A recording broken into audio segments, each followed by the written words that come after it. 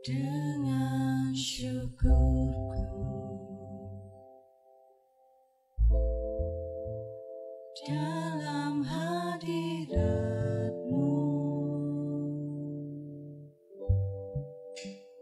ku menyembah-Mu,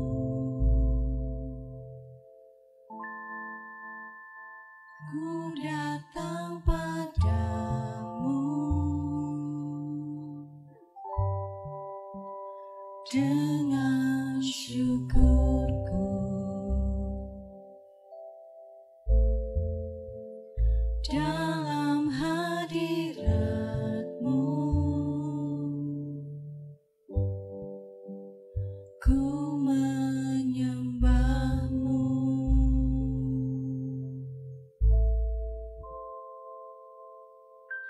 Di kelemahanku, di kemenanganku, janji-Mu kuatkan langkahku. Di kesukaranku, di sukacitaku, Bapa Kau setia bersamaku. Tiada yang mustahil bagi-Mu. Yesus, Kau kekuatan di hidupku. Tiada yang sukar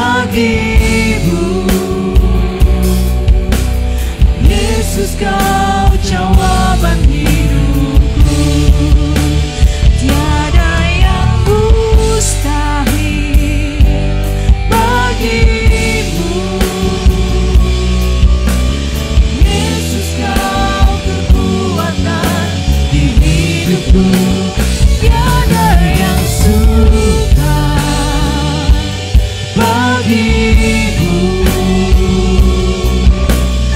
Yesus, kau jawaban hidupku, tiada yang sukar bagimu.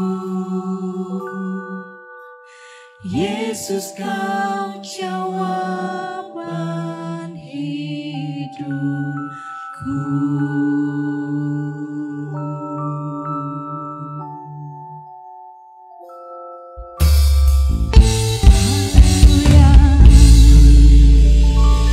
Berikan sorak-sorai yang meriah buat Tuhan kita. Haleluya. Haleluya.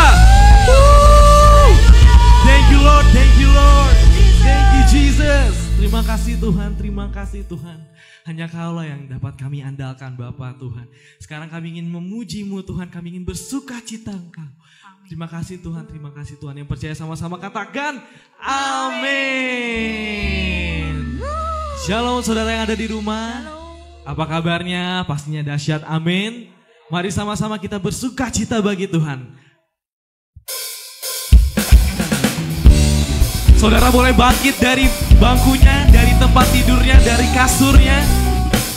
Kita sama-sama bersuka cita buat Tuhan. Hei, hei.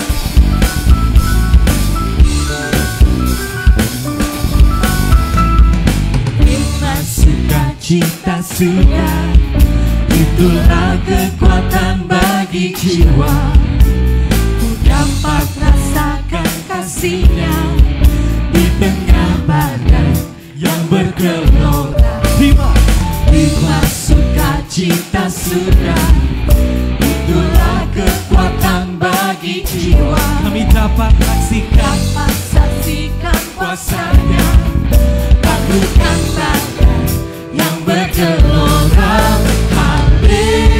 Haleluya, Kau ada dalam hatiku, takkan patah semangatku, takkan hilang kekuatanku. Haleluya, ku mau bersorak bagimu, sukacita sudah nyata peduliku. yang bersuka cita katakan amin. Terima sukacita sudah, itulah kekuatan bagi jiwa. Ku dapat rasakan kasih-Nya di tengah badai yang bergelora. Terima sukacita sudah, itulah kekuatan bagi jiwa. Dapat saksikan kuasa-Nya, taklukkan badai yang bergelora. Katakan Haleluya, Kau ada dalam hatiku, takkan patah, takkan patah semangat, takkan hilang takkan hilang kekuatanku. Haleluya, ku mau bersorak bagimu,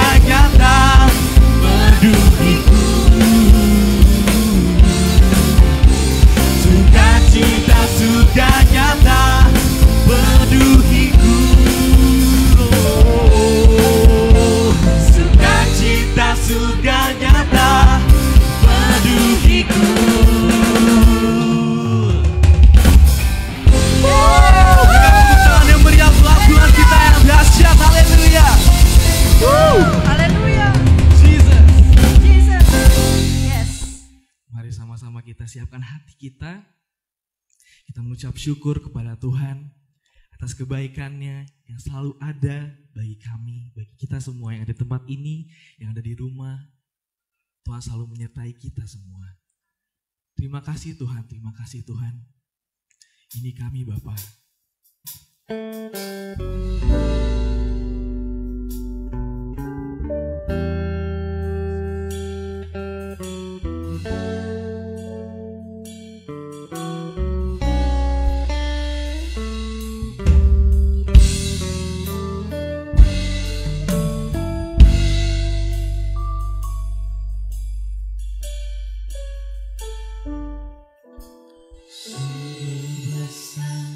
Setiamu Kau nyatakan bagiku, Kau Bapa yang selalu mengerti isi hatiku.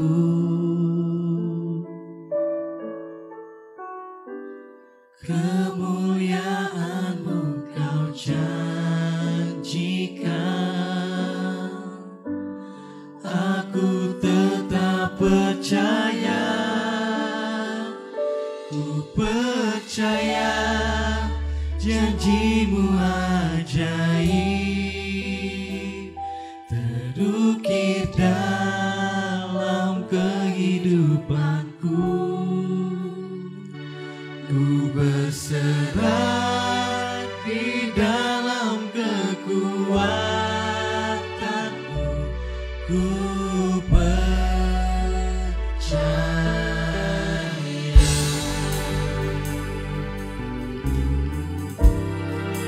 Sama-sama sekali katakan, sungguh besar setiamu, Kau nyatakan bagiku, Kau Bapa yang selalu mengerti isi hatiku. Kemuliaan-Mu Kau janjikan,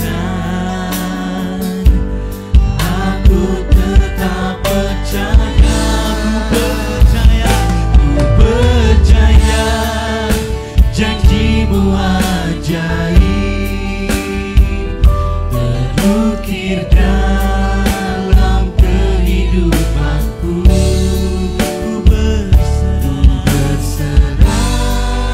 di dalam kekuatan-Mu, hanya Kau segalanya bagiku. Ku percaya janji-Mu ajaib terukir dalam kehidupanku. Ku berserah di dalam kekuatan-Mu, ku percaya. Katakan ku berserah. Ku berserah di dalam kekuatan-Mu, ku percaya. Sekali lagi. Ku berserah di dalam kekuatan-Mu, ku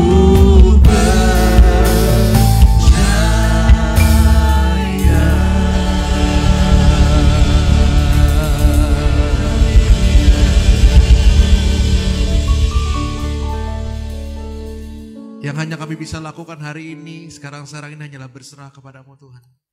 Because there is nothing that we can do anymore. Gak ada lagi yang bisa kerjakan selain hanya berserah kepadamu. Berserah itu bukan menyerah. Berserah itu artinya menaruh semua kehidupan kami di dalam tangan Tuhan.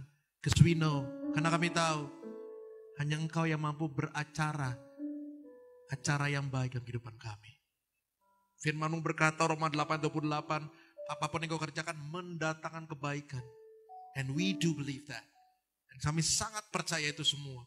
Makanya no matter what happen, gak peduli apapun yang sedang terjadi, kami percaya that the best is yet to come. Yang di depan kami pasti jauh lebih baik daripada apapun juga. Hari ini kami datang di sini Bapa, berkumpul yang ada di rumah maupun yang ada di tempat ini Bapa.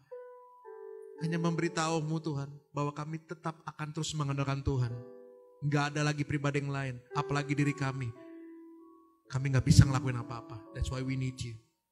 Maka kami perlu Engkau Tuhan. Berbicara lewat hamba-Mu pada pagi hari ini Bapa, supaya apa yang keluar dari mulut bibir hamba-Mu adalah perkataan yang betul-betul datang daripada Engkau. Sebab kami terlalu percaya, apabila semuanya datang daripada Engkau, setiap orang yang mendengarnya, pasti akan diberkati, diubahkan, dan diperbaharui. Kami siap dengan firman Tuhan. Dan setiap jemaat yang siap dengan firman Tuhan sama-sama katakan, amin. Boleh beri tepuk tangan gak buat presiden worship timnya? Silakan duduk semuanya saudara-saudara. Shalom semuanya, apa kabar? Halo, shalom. Wah, senang banget saudara-saudara saya bisa ada di tengah-tengah gereja ini lagi untuk melayani Anda semua.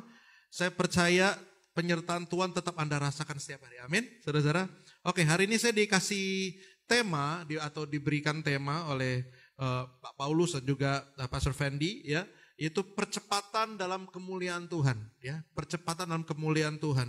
Nah, sebelum kita memulai, saudara-saudara saya mengajak saudara-saudara membaca beberapa ayat dulu untuk kita menjadi pondasi untuk kita bersama-sama belajar. Kita buka yuk 2 Korintus 3 ayat 18. 2 Korintus 3 ayat 18. Dan karena kemuliaan itu datang dan kita semua mencerminkan kemuliaan Tuhan dengan muka yang tidak terselubung. Dan karena kemuliaan itu datangnya dari Tuhan yang adalah Roh, maka kita diubah menjadi serupa dengan gambarnya dalam kemuliaan yang semakin besar. Kita buka lagi satu ayat, Matius 5 ayat 48, saudara-saudara. Matius 5 ayat 48, karena itu haruslah kamu sempurna, sama seperti Bapamu yang di sorga adalah sempurna. Saudara-saudara, kalau saya bayangin saudara-saudara, kata percepatan di pikiran kita semua ada sesuatu yang cepat-cepat untuk kita kerjakan. Tetapi dengar baik, di ayat ini atau tema ini yang saya mau kasih tahu saudara-saudara semua, percepatan ini bukanlah shortcut atau jalan pintas. Because there is no shortcut in Jesus. Nggak ada jalan pintas di dalam Tuhan. Semua harus lewatin proses demi proses. That's why kenapa Tuhan menciptakan seluruh isi bumi ini dan semuanya itu ada prosesnya. Dia bisa bikin itu dalam 1 hari, sekejap bisa. So easy for him, gampang banget. Tetapi kenapa dia kerjakan semuanya dalam banyak hari? Karena dia mau berproses, saudara-saudara. There is no shortcut in Jesus' name. Gak ada namanya jalan pintas. Makanya di sini yang saya mau tekankan kepada saudara-saudara semua, percepatan yang dimaksud di sini bukannya kita mau ngambil shortcut, tetapi percepatan yang kita mau sama-sama pelajari hari ini adalah sebuah akibat. Saya ulang sekali lagi ya, percepatan yang kita mau pelajari hari ini adalah sebuah akibat dari keputusan yang kita ambil hari ini. Halo? Percepatan yang kita mau pelajari ini adalah sebuah keputusan atau akibat dari sebuah keputusan yang kita ambil hari ini. Jadi bukan jalan pintas. Manusia lebih peduli sama hasil, tetapi Tuhan kita peduli banget sama proses. Karena lewat proses itulah karakter kita akan semakin dibentuk, saudara-saudara. Amin. Ya, jadi percepatan di sini adalah sebuah akibat dari keputusan yang kita ambil hari ini. Untuk menerima kemuliaan Tuhan, itu bisa diumpamakan kita mendapatkan sebuah kemenangan. Diumpamakan kita mendapatkan sebuah kemenangan. Dan kemenangan di sini, saudara-saudara, saya coba kasih contoh saudara-saudara semua sebagai seorang pelari yang mau melakukan atau mendapatkan sebuah kemenangan, nggak bisa langsung jadi menang. Ada sesuatu yang harus dia kerjakan sebelum dia menang. Ya dong, saya tadi ngeliat pemain musiknya keren luar biasa. Mereka bisa kayak gini bukan gara-gara mereka dari lahir langsung begini. Saya punya temen namanya Berry Likumahua, saudara-saudara. Ya, papanya baru aja meninggal, almarhum Om Benny Likumahua. Walaupun ada darah seni di papanya, Berry itu nggak bisa langsung main musik. Walaupun ada darah seni loh, ya. Walaupun ada darah seni, nggak serta-merta Berry bisa langsung main musik. Ada sesuatu yang dia mesti kerjakan dulu. Modalnya ada, darah seninya itu. Tetapi ada sesuatu yang dia harus kerjakan sebelum dia seperti sekarang. Akhirnya bisa membuat dia jadi seperti sekarang. Proses itulah yang betul-betul harus kita kerjakan. Saya umpamakan di sini saudara-saudara yang kita mau pelajari ini sebagai seorang pelari, saudara-saudara. Seorang pelari yang saya mau kasih contoh adalah namanya Derek Redmond, saudara-saudara. Derek Redmond ini adalah seorang pelari yang memecahkan rekor tahun 85 dan 87 itu 400 meter hanya dalam waktu 8 detik kecil, saudara-saudara. 8 detik, saya lupa. Pokoknya di bawah 10 detik kalau nggak salah. Ya, cepet banget. 400 meter gitu, saya lupa. Mungkin Anda udah pernah ngeliat videonya yang seorang pelari lagi lari, saudara-saudara, tiba-tiba di tengah jalan dia kayak pincang-pincang gitu, ya. Terus tiba-tiba papanya turun dari tribun, saudara-saudara. Papanya turun. Saya nggak tahu, saudara-saudara pernah dengar nggak sih? Pernah lihat ya? Pernah ya? Nah, itu namanya Derek Redmond. Dia adalah pelari yang memecahkan rekor tahun 85 dan 87 di Olimpiade, saudara-saudara. Nah, kejadian itu ada di Olimpiade Barcelona tahun 92. Yang video yang kita lihat, yang viral itu, saudara-saudara. Yang biasa gereja-gereja pakein tuh video ya untuk membuat kita tersentuh. Tapi di situ pelajarannya, saudara-saudara. Si Derek Redmond itu waktu dia berlari, dia udah siap-siap di depan saudara-saudara untuk mau menang, tapi tiba-tiba kakinya bermasalah. Waktu kakinya bermasalah, saudara-saudara, dia coba lagi, saudara-saudara, tapi dia jatuh lagi karena memang kakinya tuh ada masalah. Tiba-tiba papanya turun dari tribun penonton, turun nyamperin dia dan akhirnya bilang, "Kenapa kamu nak? Kaki saya sakit, Pak." "Ya udahlah, nggak usah diterusin." No. Saya harus sampai ke garis finish, dia bilang begitu. Nah, dia berjalan tuh saudara-saudara, dia terus berjalan, tapi sakit lagi. Akhirnya papa bilang, no, udah deh. Lu gak perlu buktiin apa-apa, semua orang udah tahu, lu tuh udah juara kok, lu gak perlu buktiin apa-apa. Tapi dia bilang apa? Enggak. Saya harus sentuh garis finish. Dengan kesakitan lagi, saudara, dia coba, terus dia terjatuh lagi. Terus papanya bilang, oke, kalau lu mau ke garis finish, lu pergi sama gua. Papanya rangkul tangannya ke pundaknya dia, terus dia jalan bersama-sama. Saudara-saudara, akhir Derek Redmond nyentuh garis finish. Menang gak? Enggak menang. Tetapi sambutan kemenangannya, saudara-saudara, sambutan dia sentuh garis finish itu jauh lebih hiruk pikuk dibanding si orang yang menerima juara 1 di situ. Kenapa? Enggak menyerah, saudara-saudara.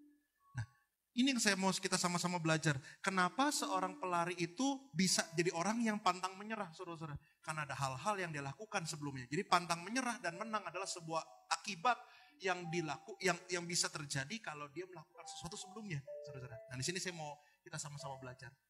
Saya coba asumsikan, saudara-saudara, kalau saya seorang pelari ada 3 hal yang saya harus kerjakan. Ya, ini kalau Anda mau kerjakan secara nyata juga boleh banget, bahkan Anda bisa sehat. Saya turun berat badan saya 18 kilo, saudara-saudara. Ya, saya 105 kemarin waktu saya melayani di sini, saudara-saudara. Sekarang berat badan saya 87 kilo. Ya, 18 kilo turunnya, dan ini yang saya kerjakan, saudara-saudara. Jadi kalau ini mau ikutin nih yang badannya gembil-gembil, ya Anda bisa ikutin juga kalau mau ya. Ingat, pintu surga kecil, bro. Ingat. Oke, ini yang saya coba samakan, saudara-saudara. Ternyata yang saya kerjakan dengan seorang pelari yang mau dikerjakan untuk menang, ini kurang lebih sama. Yang pertama, saudara-saudara, yang mesti dia kerjakan adalah dia harus jaga makan. Dia harus jaga makan. Makanannya dihitung, apa yang dimakan, jam berapanya, semua mesti dikerjakan, saudara-saudara. Nggak bisa tuh, udah mau jadi pelari, makannya sembarangan. Aduh lapar gue jam 12 malam makan McD ya. Apalagi ngedit ya, bikin musik atau kerja skripsi, paling enak tuh. Top apa? Mie instan. Tuh bener kan, makanya badan lu gitu bro. Memang begitu saudara-saudara. Gara-gara kita nggak tahu mau ngapain, saudara-saudara, akhirnya kita ngemil sampai akhirnya kita gede minta ampun. Dulu setiap kali saya memuji Tuhan, setiap kali saya sharing firman Tuhan, khotbah seperti ini, capek loh saudara-saudara. Bawa sendiri aja capek.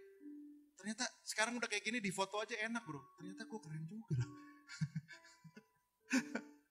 Nah tapi anyway, kita akan bahas saya keren saudara-saudara, karena saya tahu Anda udah ngerti semua saya keren saudara-saudara ya. Kita akan bahas jaga makanannya saudara-saudara. Kita buka yuk kitab Roma pasal 14 ayat ke-20. Roma pasal 14 ayat ke-20 kata-kata begini, janganlah engkau merusakkan pekerjaan Allah oleh karena apa? Makanan. Segala sesuatu adalah suci, tetapi celakalah orang jika oleh makanannya orang lain tersandung. Saudara-saudara, hamba Tuhan itu saudara-saudara, dosanya saudara-saudara, 1. Enggak berzina, enggak. Bersaksi dusta, enggak. Tahu enggak apa saudara-saudara? Enggak bisa ngendalin diri. Itu dosa hamba Tuhan. Makanya kenapa kita bisa ngeliat seorang hamba Tuhan bisa meninggal. Karena enggak bisa ngontrol dirinya sendiri. Ya, mungkin dia nggak mencuri, mungkin dia nggak bersaksi dusta, mungkin dia tidak membunuh, tetapi hamba Tuhan yang tidak bisa mengontrol dirinya atau mengendalikan dirinya itu sama aja berbuat dosa untuk dirinya sendiri. Makanya penting apa yang masuk ke kita itu kita jaga, karena apa yang masuk kepada diri kita sebuah tabungan untuk kita di masa depannya. Apa yang kata-katanya begini, apa yang masuk kepada Anda itu menggambarkan apa yang akan keluar dari diri Anda. Kalau Anda masukin ya sesuatu yang nggak sehat, percayalah ke depan Anda nggak bakal sehat. Jadi makanan itu pentingnya luar biasa. Seimbang. Ada yang bilang diet karbohidrat. Tubuh kita perlu karbohidrat juga. Bukannya kita nggak perlu karbohidrat. Perlu, tapi porsinya yang benar. Kita butuh daging nggak? Butuh. Tapi porsi yang benar. Berarti harus makan sayur terus dong kalau kita mau diet. Enggak, sayur juga kebanyakan juga nggak bagus. Semuanya pada porsi yang tepat. Nah terus Pak, apa persamaannya dong?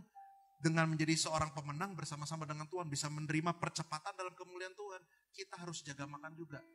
Apa yang mesti kita jaga makannya? Semua makanan yang masuk ke pikiran dan mata dan telinga kita.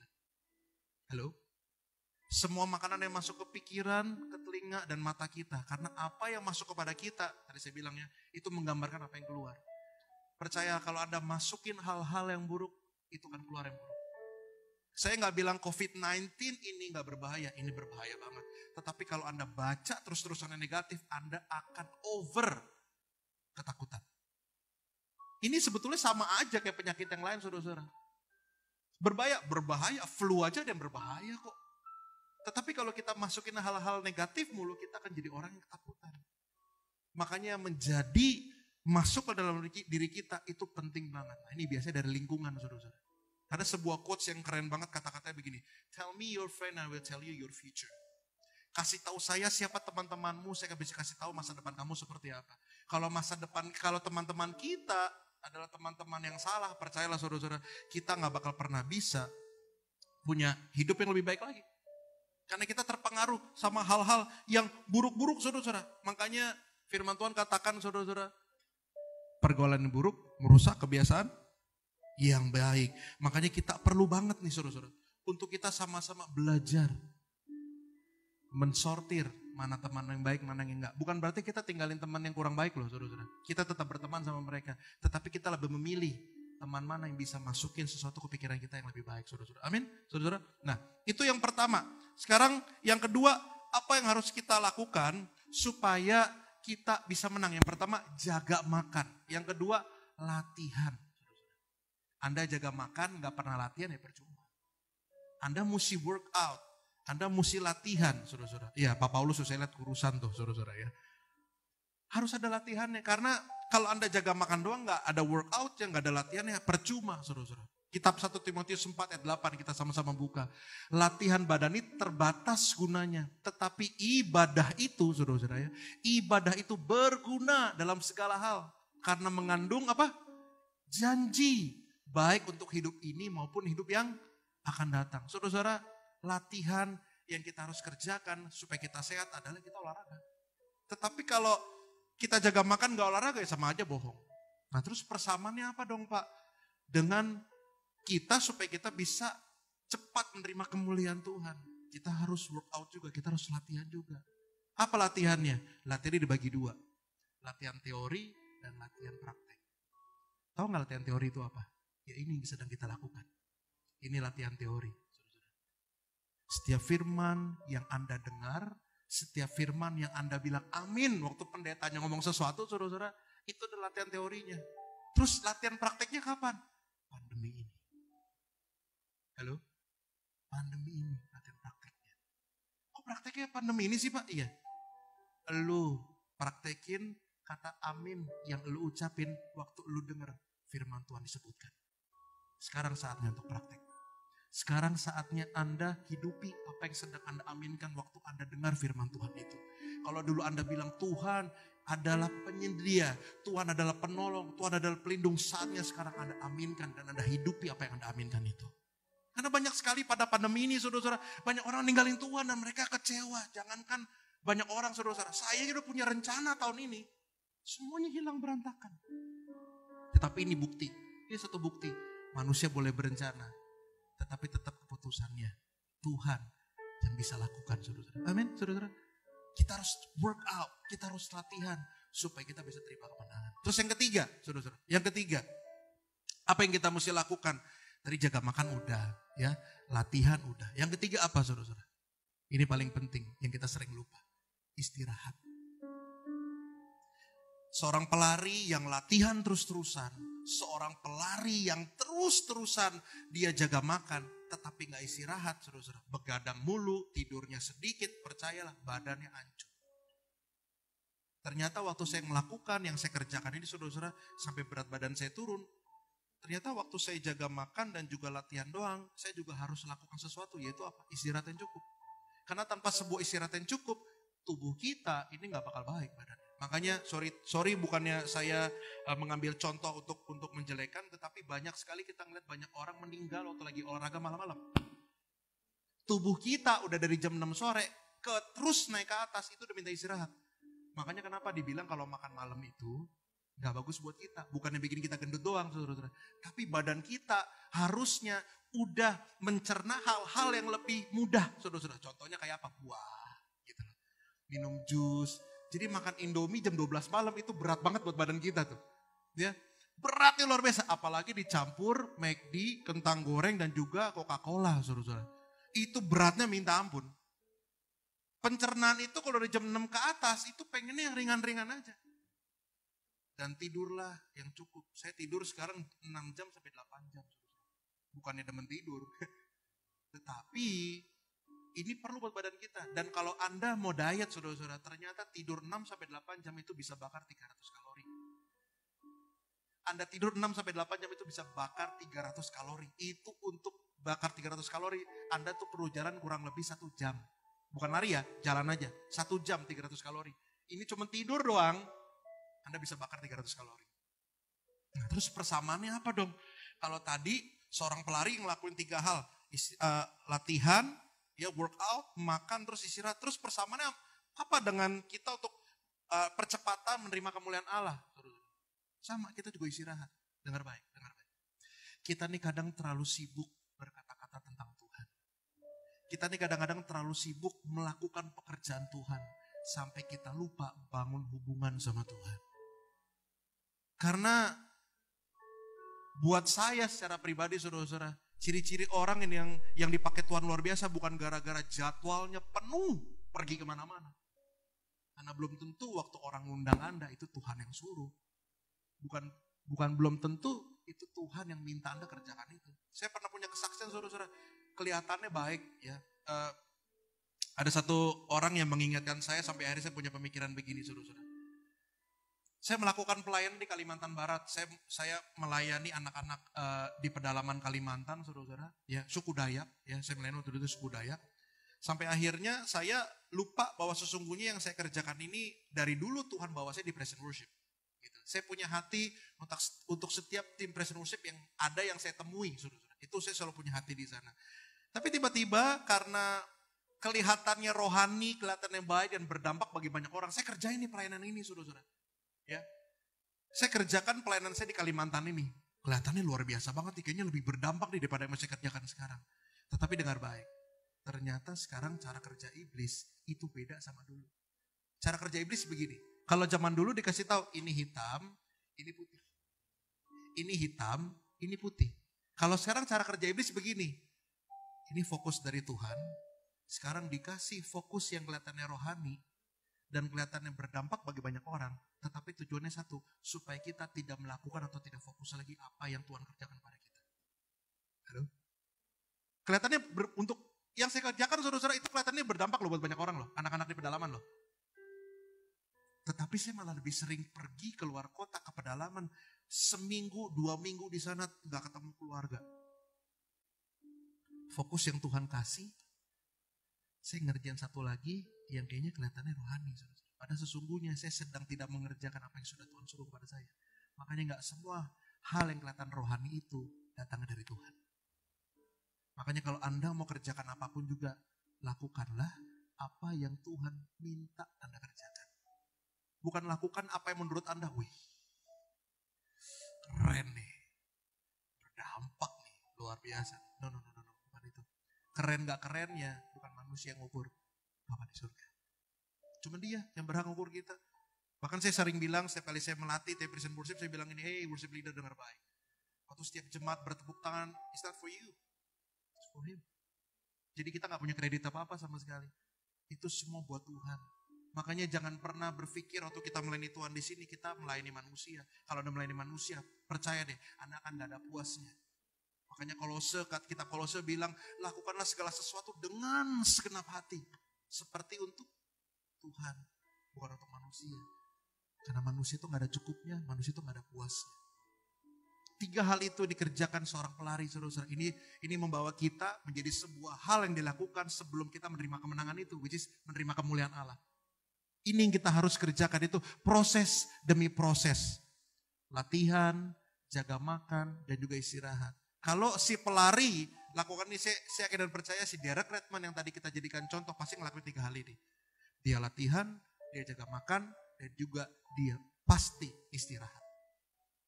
Pandemi ini saudara-saudara ngajarin banyak hal buat saya tentang istirahat ini saudara-saudara. Ada 2 hal yang paling saya highlight saudara-saudara. Yang pertama, saya dimurnikan lagi. Apa yang saya dimurnikan? Dimurnikan dalam tujuan melayani Tuhan. Karena tanpa sadar saudara-saudara, kita bilang kita pelayan Tuhan waktu kita mengerjakan segala sesuatu yang kita kerjakan sekarang ini bukan lagi pelayanan tetapi sebuah pekerjaan. Ini jadi sebuah pekerjaan untuk dapat sesuatu, untuk dapat persembahan kasih, untuk dapat amplop. Tadi sebelum kemari saudara-saudara, ini lucu banget ya. Ini lucu banget. Anak saya tanya begini tadi. Waktu baru aja tadi ini, waktu saya mau kemari, saya anterin anak sama istri saya ke rumah mertua saya dulu, saudara-saudara. Karena rumahnya dekat di Jelambar, Jakarta Barat situ. Dia nanya gini, Daddy ministry ya? Iya. Berarti kalau Daddy pulang ministry, Daddy dapat uang dong, dia bilang gitu. Itu yang dia tanya, polos anak kecil itu saudara-saudara ya. Terus saya bilang, No. Kamu harus tahu perbedaan dari bekerja dan juga melayani. Saya bilang begitu sama dia. Apa yang Daddy kerjakan mungkin Daddy bisa dapat. Tapi juga mungkin bisa enggak. Karena Daddy gak pernah minta. Saya bilang begitu saudara-saudara sama dia. Dan itu diamini mertua saya dan juga istri saya. Oh berarti kalau mami bisa dapat uang dong? Iya karena mami benar-benar kerja. Nah ini yang sering kali orang-orang gak bisa pahami saudara-saudara. Melayani dan bekerja tuh beda banget. Dan ini yang bikin buat saya pandemi ini tuh baik. Untuk saya dimurnikan. Tujuan saya melayani Tuhan itu buat apa? Apakah benar-benar cuma buat ini? Apa benar-benar menghidupi apa yang Tuhan suruh kepada saya? Baik loh. Banyak orang bilang pandemi ini gak baik. Gak bagus. Saya merasa lebih banyak baiknya. Walaupun kita ngeliatnya kayak kurang saudara-saudara ya. Tetapi dengar baik. Selama Anda fokus sama yang kurang. Anda gak bakal pernah bisa melihat lebih yang Tuhan berikan kepada Anda. Kalau Anda fokusnya sama kurang terus loh. Gak bakal bisa. Saya kasih contoh yang sangat simpel saudara-saudara. Anda gak pernah doa minta udara, Tuhan selalu kasih kok. As simple as that. Makanya fokusnya jangan untuk keuntungan pribadi. Kalau Anda mau fokus itu keuntungan pribadi, percayalah Anda gak bakal pernah bisa tahu atau bisa mengerti Tuhan itu baik. Untungnya selalu di Dia. Semua tentang Dia. Lakukanlah semua dengan segenap hati seperti untuk Tuhan. Bukan untuk kita. Yang kedua apa yang saya pelajari saudara-saudara. Setelah saya dimurnikan dengan tujuan melayani. Saya semakin mengenal saudara-saudara. Saya semakin mengenal. Mengenal siapa? Mengenal diri saya secara pribadi. Ya karena banyaknya kita melakukan aktivitas sampai akhirnya kita lupa kenalin diri kita. Kok gue udah berubah ya? Makanya Dewi Yul bilang sama Bruri Peso 5. Kau bukan yang dulu lagi. Gitu. Karena mungkin dia terlalu sibuk ngerjain apa yang dia kerjakan. Sampai dia lupa. Iya dulu kok gak begini gue kok. Terus yang kedua saya kenal siapa saudara-saudara? Tuhan lebih lagi. Kalau dulu kita punya banyak alasan untuk gak datang kebaktian karena kita capek. Kalau dulu kita punya banyak alasan gak baca Alkitab karena kita bilang kita sibuk. Sekarang you have all the time that you need. Punya banyak waktu sekarang. Lu mau alasan apa lo sekarang? Kalau emang lu bilang lu gak punya waktu berarti emang lu gak mau aja. Sekarang Anda punya banyak banget waktu untuk lebih dekat dengan Tuhan. Dan yang ketiga, saya lebih kenal keluarga saya. Dulu setiap kali saya pergi, anak saya gak pernah nangis. Bye-bye Oliver, bye-bye Melody. Bye, udah. Sekarang setiap kali saya mau pergi, nangis saudara-saudara. Bukan karena mainannya saya bawa loh, bukan. Tetapi karena dekat. Attachment bisa terjadi dengan sebuah hubungan. Sama juga kita dengan Tuhan saudara-saudara. Anda bisa attach atau gak sama Tuhan, dimulai dari hubungan. Kan untuk ngomongin satu hal atau satu kata antara kita dengan Tuhan kita, yaitu satu, relationship. Gak ada lagi kata yang lain. So hari ini saudara-saudara, saya gak tahu ini versi saya. But I hope you guys learn something from this pandemic. Saya berharap Anda belajar sesuatu di pandemik ini. Kenapa? Kalau Anda belajar sesuatu, percayalah, Anda akan dipercepat untuk menerima kemuliaan Tuhan. Amin, saudara-saudara. Terus hasilnya apa? Yang pertama, Anda akan punya hasil pantang menyerah. Kenapa Anda punya hasil pantang menyerah? Karena Anda ngelakuin banyak hal sebelumnya. Derek Redmond, saudara-saudara, dia bisa aja, aduh pak sakit pak, udah, gue udah pernah achieve world record ya sekali tahun 85, tahun 87, 92, ya udahlah, nggak menang juga nggak apa-apa. Tetapi karena dia tahu perjuangannya untuk achieve kemuliaan itu, saudara-saudara, dia bilang papanya, no, I have to touch the finish line. Saya harus sentuh garis finishnya. Walaupun dia nggak jadi juara satu, tetapi dia dapat standing ovation. Tepuk tangan berdiri, saudara-saudara, applause dari 65.000 pasang mata. Ini berita yang saya dapat di Google, saudara-saudara. 65.000 pasang mata yang ada di stadion itu. Tepuk tangan buat Derek Redmond. Pantang nyerah. Sekarang kalau kita udah latihan badani, latihan jasmani, saudara-saudara, latihan rohani, jaga makan, istirahat, percayalah, Anda gak akan mudah pantang menyerah. Anda tidak akan mudah menyerah. Anda akan pantang menyerah. 2 Tawarik 5 ayat 17 kita sama-sama buka. Kita 2 Tawarik 15 ayat 7 kalau nggak salah ya. 2 Tawarik pasal 15 ayat 7. Tetapi kamu ini, kuatkanlah hatimu. Jangan lemah semangatmu karena ada upah bagi usahamu. Jadi whatever you do, there is a prize. There is a victory behind it. Anda pasti akan terima semuanya. Atas apa yang Anda kerjakan. Ini prinsip yang bisa dipakai sama orang dunia, saudara-saudara. Tetapi percayalah, ini firman Tuhan yang tulis. Dan ini firman buat kita semua. Atas apa yang Anda kerjakan, pasti ada upahnya. 3 hal Anda kerjakan itu, saudara, pasti ada upahnya. Makanya jangan menyerah. Don't give up. Don't give up. Anda tahu gak sih? Saya kemarin, Sinode GBI minta saya tulis lagu, saudara-saudara. Untuk mereka bikin charity-nya. Saya sama Jason disuruh tulis masing-masing satu lagu. Ya. Salah satu lagu itu saya tulis kata-katanya begini. Tak akan ada yang luput dari setiap ujian selama kita hidup dalam dunia ini. Karena itu adalah yang sesungguhnya. Gak ada satupun orang dalam dunia ini yang hidup tanpa ujian. Sampai Anda mati nanti Anda akan terus diuji Tuhan. Pasti. Tetapi setiap ujian yang kita kerjakan, Tuhan punya satu tujuan. Tahu gak tujuannya apa? Supaya Anda dan saya naik kelas. Sekarang nih saudara-saudara, Anda sedang dibuat untuk naik kelas. Setelah pandemik ini berhasil, kita lewati, Anda sudah di level yang berbeda. Ya, waktu Anda di level yang berbeda, percayalah, masalah terbesar apapun juga Anda akan mudah melewatinya. Kenapa? Karena Anda sudah menang bersama-sama dengan Tuhan. Amin. Yang terakhir, saudara-saudara, hasil 3 hal yang kita kerjakan untuk menerima percepatan kemuliaan Allah itu apa? Yaitu menang. Pantang menyerah dan menang. Menangnya dibagi 2, saudara-saudara. Menang pertama apa, saudara-saudara? Menang untuk diri sendiri. Mengalahkan diri sendiri. Karena musuh terbesar kita adalah bukan orang lain. Adalah diri kita sendiri. Orang mau diet tuh saudara-saudara, susah banget bisa menang. Kenapa? Karena dia mesti ngalahin diri dia sendiri. Saya aja yang udah ngerasain hasilnya, sekarang mau jalan pagi saudara-saudara, berat. Tetap susah ngalahin diri sendiri. Walaupun ada hasilnya, apalagi orang yang belum ada hasilnya. Saudara-saudara. Sama juga dengan kita saudara-saudara, dengan Tuhan. Kita kalau bisa ngelakuin 3 hal tadi, kita pasti akan menang. Ngalahin diri sendiri. Ego kita, keinginan kita, pengertian kita, karena semua akan dibantahkan untuk mencapai tujuannya Tuhan. Amin.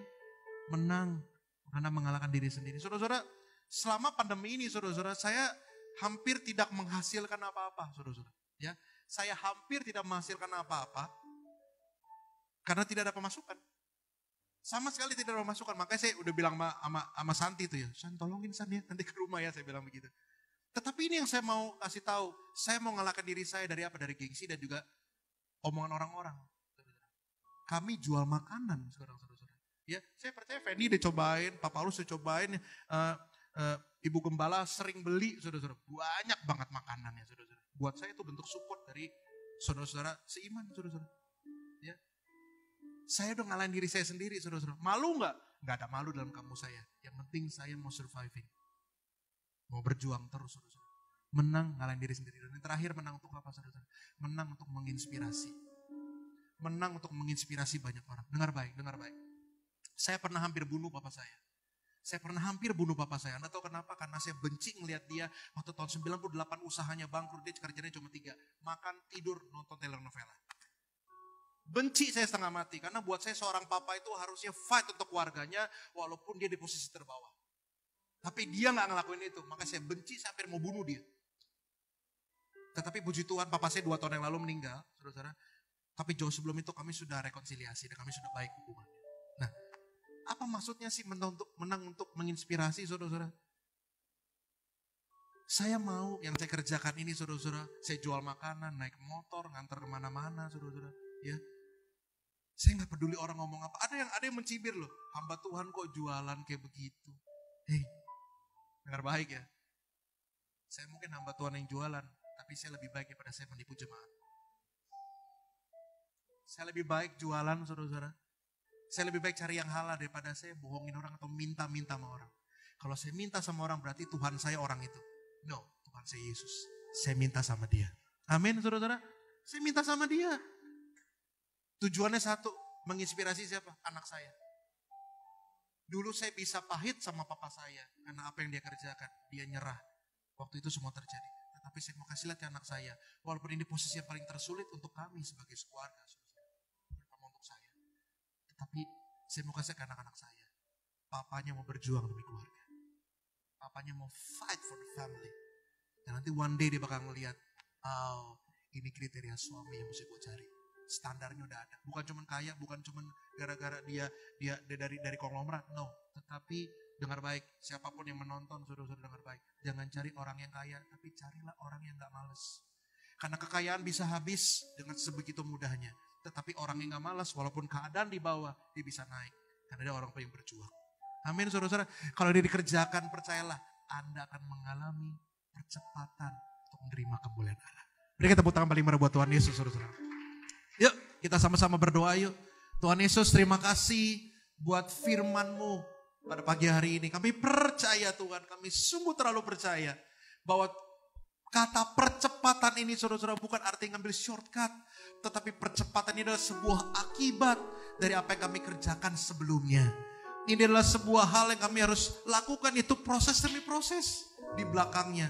Supaya kami bisa menerima percepatan kemuliaan Tuhan. Kami sadar untuk bisa ngejalanin proses itu kami harus ibaratnya sebagai seorang pelari. Seorang pelari itu harus latihan teori, latihan dan juga praktek. Sama juga dengan kami. Kami perlatihan teori itu firman Tuhan. Makanya firman Tuhan tadi katakan latihan badan ini terbatas. Tetapi ibadah berguna buat kami karena mengandung janji. Kami percaya setiap firman Tuhan itu bukan dongeng. Firman Tuhan bukan cuma sekedar buku doang. Tapi firman Tuhan adalah kata-kata dari setiap janji-janji Tuhan yang kami amini. Dan kami gak mau cuma amin di gereja doang. Tetapi dalam setiap keadaan kami mau mengamini setiap firman Tuhan yang kami dengar. Dan kami mau jaga makanan kami Bapak. Karena apa yang masuk ke kami menggambarkan apa yang keluar. Kami mau filter. Kami mau singkirin hal-hal yang gak bisa bikin kami jadi positif. Gak bisa bikin kami jadi pemikiran-pemikiran mengenalkan Tuhan. Kami mau singkirin. Kami mau masukin hal-hal yang baik. Karena kami mau punya pikiran, penglihatan, pendengaran yang baik juga. Dan kami mau Tuhan itu untuk istirahat. Karena kami seringkali terlalu sibuk melakukan pekerjaan Tuhan dan berkata-kata tentang Tuhan. Sampai kami lupa. Harus yang lebih kami cari adalah bangun hubungan sama Tuhan ya, seperti Marta dan Maria. Kami mau Tuhan lebih dekat terus kepada Tuhan. Karena itulah yang terpenting dari semuanya. Dan kalau 3 hal ini kami kerjakan, kami pasti akan jadi pribadi yang pantang menyerah. Sebelum menerima kemuliaan Allah, kami tidak akan pernah menyerah. Karena kami percaya di depan adalah sebuah kemenangan. Kami gak pernah mau ngelewatin kemenangan itu. Dan kalau kami sudah menang, kemenangan kami untuk diri kami karena kami telah berhasil ngalahin diri kami. Ego kami, pengertian kami, kesoktahuan kami kalahkan. Karena kami mau bersandar sama Tuhan. Dan yang kedua, kami menang untuk menginspirasi banyak orang. Supaya orang-orang bisa ngelihat di luar sana. Kalau kami dulu gak begini, sekarang bisa begini. Semua bukan karena jerih lelah payah kami. Semua karena Tuhan. It's all because of Him. Semua karena Tuhan. Untuk kami kerjakan itu, kami sedang mengalami percepatan demi percepatan untuk menerima kemuliaan Allah. Bapak memberkati gereja ini semakin luar biasa. Biarlah setiap tema yang diberikan untuk setiap hamba Tuhan yang berbicara adalah perkataan yang betul-betul datang daripada Engkau. Sebab kami percaya apabila siapapun yang menonton video ini, video khotbah ini, video kebaktian ini, di rumah ataupun di tempat ini Bapak, itu mereka dengar, mereka pasti diubahkan. Mereka akan dikuatkan, mereka akan diperbaharui selalu. Mereka mengalami percepatan dalam menerima kemuliaan Allah. Berkati kami dengan kesehatan yang terus menerus Tuhan. Kami gak mau cuma doa sama Tuhan, tapi kami mau lakukan juga bagian kami. Kami mau makan yang benar, istirahat yang benar, dan juga melakukan hal-hal yang baik supaya kami bisa tetap sehat. Kami percaya Tuhan, walaupun firman-Mu sekarang di kebaktian ini telah berhenti, tetapi penyertaan, perlindungan Tuhan, dan juga pertolongan Tuhan selalu ada buat kami dari sekarang sampai selama-lamanya. Semua yang sudah diberkati sama-sama katakan, amin. Tuhan Yesus memberkati. Kini aku percaya tiada yang mustahil bagimu. Kuasa-Mu kuatkanku, dasarku berharap. Kini aku berserah pada rancangan-Mu bagiku. Ku ikuti panggilan-Mu, bukan setia sampai akhir hidupku. Ku ikuti panggilan-Mu, bukan setia sampai akhir hidupku. Haleluya, haleluya. Terima kasih Tuhan Yesus. Kami mengucap syukur buat kebenaran firman-Mu yang menguatkan setiap iman kami Tuhan pada pagi hari ini. Kami percaya setiap benih firman-Mu tidak pernah kembali dengan sia-sia. Kami boleh belajar untuk tidak menyerah di masa-masa sukar hari-hari ini Tuhan. Kami berdoa biar setiap kebenaran firman-Mu membangun iman kami kembali untuk bangkit, untuk tidak mudah menyerah, untuk kami meraih kemenangan dan kemuliaan daripada Tuhan. Terima kasih Tuhan memberkati Pastor Martin Sunardi. Kalau Tuhan pakai dengan luar biasa, Tuhan juga memberkati apa yang dikerjakan. Kami percaya Tuhan, Tuhan berkati dengan limpah. Keluarganya diberkati Tuhan, masa depannya dijamin Tuhan. Oleh karena Tuhan yang luar biasa ada di dalam kehidupannya. Tuhan juga memberkati setiap jemaat yang sudah setia mendengarkan firman Tuhan. Biar setiap jemaat yang mendengar firman Tuhan boleh diberkati Tuhan. Terima kasih Tuhan Yesus. Tuhan, kami juga berdoa untuk setiap satelit gereja kami Tuhan, baik IHK Kota, IHK Bandung, IHK Bogor, semuanya Tuhan berkati semua. Setiap gembala-gembala satelit, setiap jemaat-jemaat yang ada di tempat mereka di mana mereka beribadah, biarlah mereka juga boleh menerima janji kemuliaan Tuhan di dalam kehidupan mereka. Setiap janji Tuhan digenapi di dalam keluarga mereka. Terima kasih Bapa. Tuhan juga memberkati gereja ini Tuhan. Kami percaya gereja ini adalah kepunyaan-Mu, gereja ini adalah milik-Mu Tuhan. Setiap apa yang kami perlukan, kami percaya Tuhan mencukupi. Tuhan juga memberkati Bapak Gembala kami, Pastor Paulus Eko Dianto. Tuhan pakai dengan luar biasa setiap visinya, membawa setiap kami jemaat-jemaat gereja IHK mengalami percepatan untuk menerima apa yang Tuhan janjikan di dalam kehidupan kami. Terima kasih Bapa. Dan sebelum kami mengakhiri ibadah kami mengangkat tangan kanan kami lebih tinggi daripada atas kepala kami, dan kami akan memperkatakan kata-kata iman. Mari kita sama-sama perkatakan kata-kata iman. Dalam nama Tuhan Yesus, 1, 2, 3. Saya percaya saya adalah anak Tuhan, penuh dengan kemuliaan Tuhan, hidup dalam kekudusan, sukses di dunia, dan masuk surga. Saya percaya saya adalah anak Tuhan yang penuh dengan kemuliaan Tuhan, hidup dalam kekudusan, sukses di dunia, dan masuk surga. Saya percaya saya adalah anak Tuhan yang penuh dengan kemuliaan Tuhan, hidup dalam kekudusan, sukses di dunia, dan masuk surga. Terima kasih Tuhan Yesus. Kami percaya apa yang kami imani dan apa yang kami deklarasikan pasti terjadi di dalam nama Tuhan Yesus. Sebab kami punya Tuhan yang tidak pernah gagal. Terima kasih Bapa, dan saatnya kami akan menerima berkat yang terbaik dari Tuhan Yesus. Semua jemaat IHK dimanapun Anda berada, mari semua kita bangkit berdiri di dalam hadirat Tuhan. Arahkan hatimu, arahkan mata imanmu kepada Tuhan, Sang Pemberi berkat, Sang Tuhan Yesus yang dahsyat, yang membuat yang tidak ada menjadi ada, yang tidak baik menjadi baik, yang mengubahkan kita masuk di dalam percepatannya Tuhan menuju kepada kemuliaannya. Angkat kedua tangan saudara tinggi-tinggi dalam hadirat Tuhan. Saudara-saudara yang dikasihi oleh Tuhan, jemaat IHK dimanapun engkau berada, terimalah berkat yang melimpah-limpah dari Allah Bapa, persekutuan dan kasih sayang dari Tuhan kita Yesus Kristus, penyertaan, penghiburan, serta kuat kuasa dari Allah Roh Kudus, menuntun, menyertai, memberkati, bahkan menjadikan kita kepala dan bukan jadi ekor, naik terus dan tidak akan pernah turun, mulai sekarang, bahkan sampai selama-lamanya. Demi nama Yesus Kristus Tuhan. Haleluya, sama-sama berkata, amin, amin, amin, amin. Selamat hari Minggu, Tuhan Yesus memberkati. Salam IHK.